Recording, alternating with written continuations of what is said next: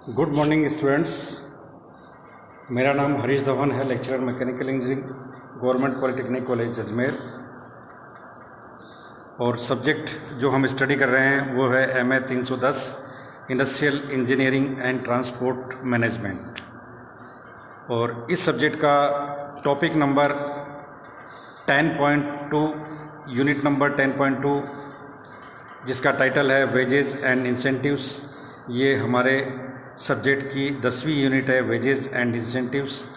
उसका चौथा part lecture के रूप में हम पढ़ रहे हैं।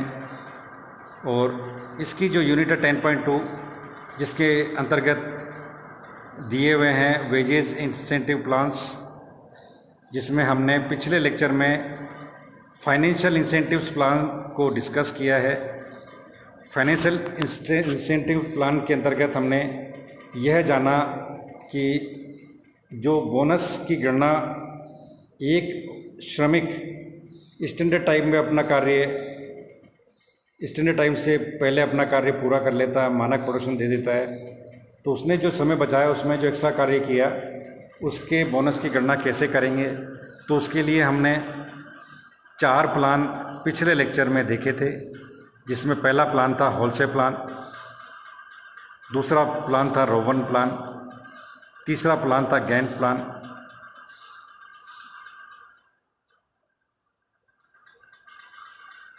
और ये प्लान में हमने इनके दिए गए फार्मूलों के हिसाब से बोनस की गणना की थी। होलसेल और रोवन में आपने देखा कि रोवन प्लान लिमिटेड था बोनस देने के लिए, उसमें एक टाइम के पश्चात बोनस फिक्स हो जाता है। होलसेल प्लान अनलिमिटेड बोनस देने का प्लान था। दोनों की तुलना हमने की थी एक न्यूमेरिकल के साथ। दोनों ने अपने फॉर्मूले दिए थे। और तीसरा जो गैंट का जो प्लान था उसमें भी हमने देखा था कि किस तरह से बोनस को कैलकुलेट किया जाता है। और पिछले लेक्चर में हमने जो वेज इंसेंटिव्स प्लान का क्लासिफिकेशन किया था वो 2 आधार पर किया था। एक आधार था फाइनेंशियल इंसेंटिव प्लान्स, जिसमें हम बोनस पेमेंट के हिसाब से देते हैं, रुपए के या मौद्रिक रूप से श्रमिक को भुगतान करते हैं, उसको बोलते हैं फाइनेंशियल इंसेंटिव प्लान्स। और दूसरा आधार हमने बनाया था नॉन फाइनेंशियल इंसेंटिव प्लान्स, जो कि आज हम वेजेस एंड इंसेंटिव्स के चौथे पार्ट में इसमें आज स्टडी करेंगे। और इसी में हम सुपरवाइज़र की ड्यूटीज़ के बारे में जानेंगे।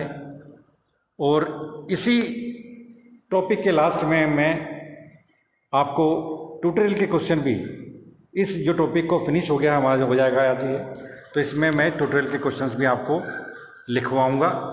और इस ट्यूटोरियल को आप अपनी ट्यूटोरियल फाइल में कंप्लीट करें और तय समय में इसको सबमिट करेंगे। तो शुरू करते हैं नॉन फाइनेंशियल इंसेंटिव प्लान्स। तो ये जो प्लान है इसको देखिए आप।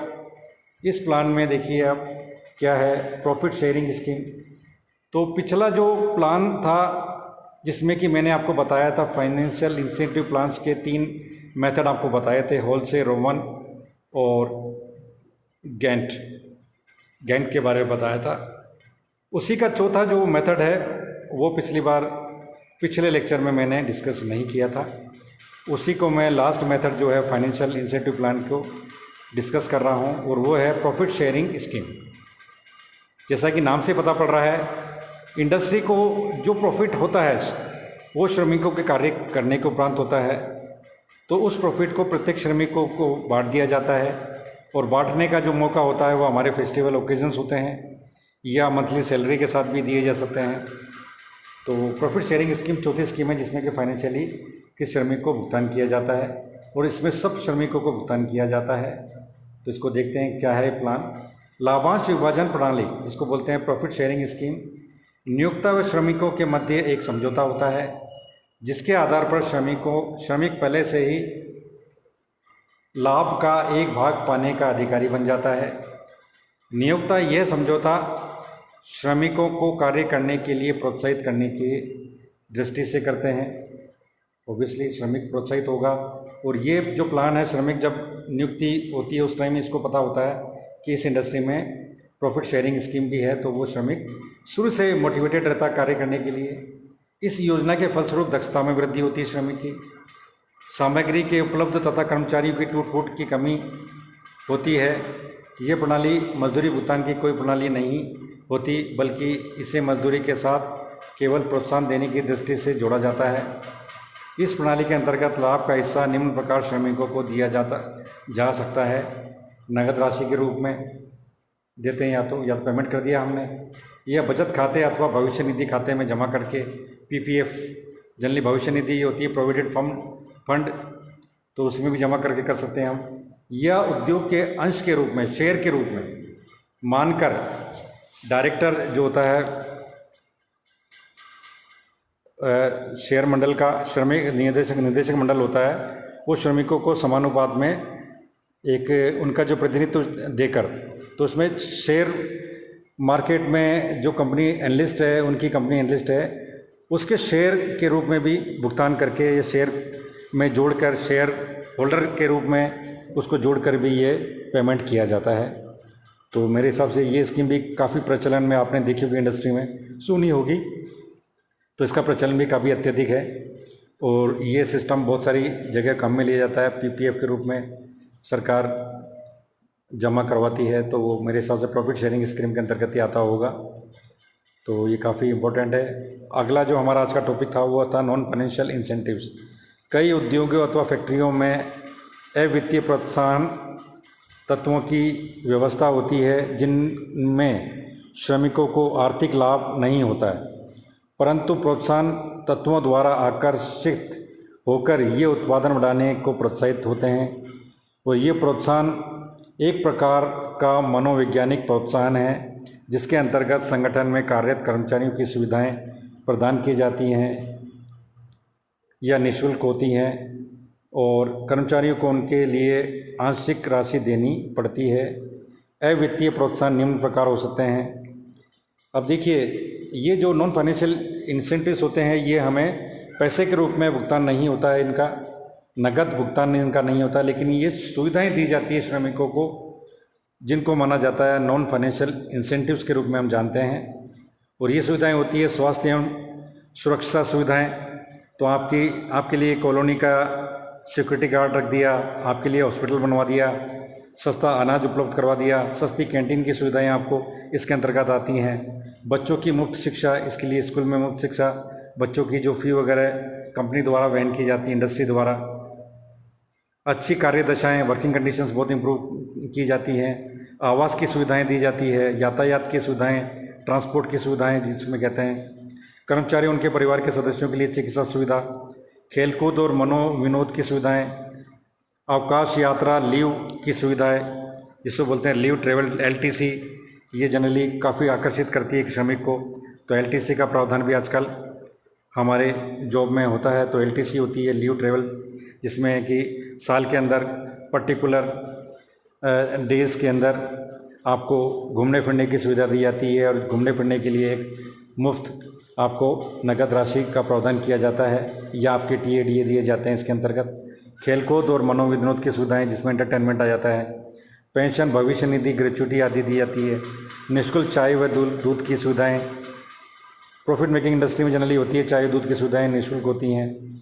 रोजगार का स्थायित्व, स्टेबिलिटी की सुविधा, कर्मचारियों को कार्यों को मान्यता देना, कर्मचारियों के सुझावों पर विचार कर उन्हें कार्योन्मुख प्रणीत करना, कम कीमत पर भ्रमण या यात्रा करवाना, श्रमिक कल्याण की योजनाएं शुरू करवाना, ठीक है।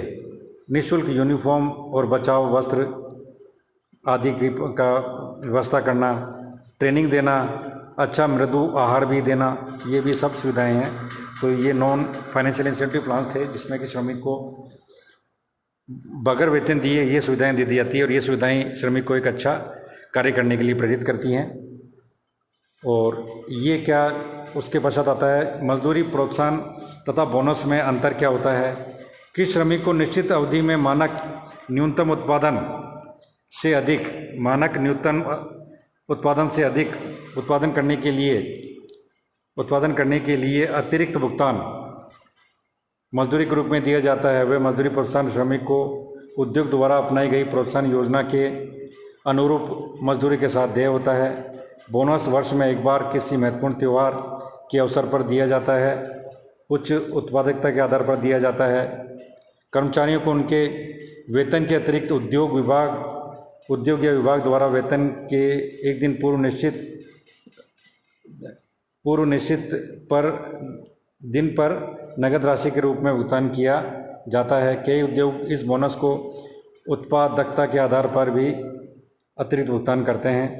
तो इस तरह से ये बोनस और इंसेंटिव्स का होता है। बोनस तो क्या होता है, इंसेंटिव्स तो जो कार्य आप रोज़ करते हैं उसके अतिरिक्त भुगतान दिया जाता है आपको, और बोनस फेस्टिवल या एक पर्टिकुलर डे के हिसाब से आपको दिया जाता है। हमारे भारत में होली, दिवाली, ईद, क्रिसमस ये कोई ख़ास ओकेजन्स है जिन पे कि जनरली बोनस दिया जाता है इंडस्ट्रीज़ द्वारा। तो ये अंतर है इंसेंटिव्स और बोनस में कि बोनस जो है पर्टिकुलर ओकेज़न पर दिया जाता है, फिक्स दिया जाता है सबको। इंसेंटिव्स ये अलग अलग हो सकते हैं श्रमिक की कार्य दक्षता के हिसाब से। तो ये था हमारा नॉन फाइनेंशियल प्लान के बारे में। इसी में अगला टॉपिक है इंसेंटिव्स टू सुपरवाइज़र। तो सुपरवाइज़र को इंसेंटिव्स देने की परंपरा क्या है। सुपरवाइज़र और फोरमैन को प्रोत्साहन देने की दृष्टि से कोई योजना का प्रावधान नहीं है। उद्योग उन्हें अपनी ओर से विभिन्न प्रकार से प्रोत्साहित कर सकता है। इसके लिए निम्न प्रोत्साहन हो सकते हैं। आवास की सुविधा, एक सुपरवाइज़र को कैसे प्रोत्साहित किया जाएगा, उसके लिए आवास की सुविधा होगी, ट्रांसपोर्ट की सुविधा होगी, अच्छी वेतन वृद्धि मिलेगी उसे, देश विदेश में घूमने के अवसर, प्रशिक्षण लेने के अवसर, देश विदेश में उसके प्रमोशन के अवसर, पदोन्नति, विशेष बोनस के अवसर, विशेष अधिकार देने के अवसर, अच्छा महत्वपूर्ण कार्य करने पर कार्य को मान्यता प्रदान करना। तो ये सुपरवाइज़र के लिए काफ़ी इंपॉर्टेंट है एक इंडस्ट्री के लिए। और इसी से पहले हम वापस आते हैं। तो ये हमारा जो टॉपिक था वो था। तो इसी में हम आपको आगे ट्यूटोरियल के बारे में बताते हैं। ट्यूटोरियल जो आपको करना है, तो ट्यूटोरियल इसमें जो आपको करना है वो है tutorial number 2, wages and incentives का ट्यूटोरियल है। कंबाइंड ट्यूटोरियल मैंने बना दिया है। इसमें जो आपको क्वेश्चन करने हैं वो है मजदूरी भुगतान की विभिन्न विधियों का वर्णन करो। तो इसमें आपको वेज पेमेंट के मेथड हैं उनका वर्णन करना ब्रीफ में, टाइम, वर्क और दोनों कंबाइंड, और टेलर क्या मेथड। मजदूरी प्रोत्साहन योजनाओं का वर्णन करना है। मजदूरी और बोनस में अंतर क्या है वो आपको लिखना है। सुपरवाइज़र उद्योगपति किस प्रकार सहायता करता है, लास्ट टॉपिक है, जो सुविधाएं उसको दी जाती है उसके बारे में ब्रीफ में आपको लिखना है। तो ये ट्यूटोरियल नंबर 2 है जो आपको कर लेना है, कंप्लीट कर लेना है। Thank you.